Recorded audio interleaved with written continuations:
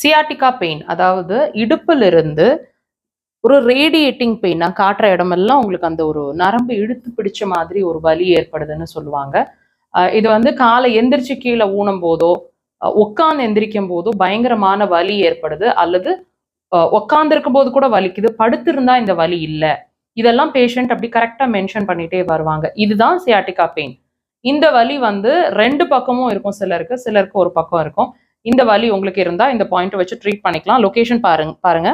கால் பாதத்தோட சுண்டு விரல், அதுக்கு பக்கத்து விரல் 2 விரலுக்கும் இடையில மீட்ல அந்த பாயிண்ட்டை மார்க் பண்ணியிருக்காங்க. உடன் இன்ஸ்ட்ருமெண்ட்ஸ் வச்சு லைக் திஸ். டீப் ப்ரெஷர்ஸ், விரல்கள்னா இப்படிங்க. நல்ல டீப்பா இருக்கட்டும். உங்களுக்கு வலிக்கணும், நீங்க எவ்வளவு தூரம் வலி பொறுக்குறீங்களோ அவ்வளோக்கு அவ்வளோ அந்த உங்களோட சியாட்டிகா பெயின்ல உடனே டிஃபரன்ஸ் இருக்கும். அதாவது எப்படி வலி இருக்கணும், நீடில் போட்டால் எந்த அளவுக்கு உங்களுக்கு பெயின்ஃபுல்லா இருக்குமோ அந்த அளவுக்கு உங்களோட ப்ரெஷர்ஸை கூடுங்க. 15 to 20 செகண்ட்ஸ் 3 to 5 முறை, தேவைப்பட்டா 10 முறையா இன்க்ரீஸ் பண்ணுங்க.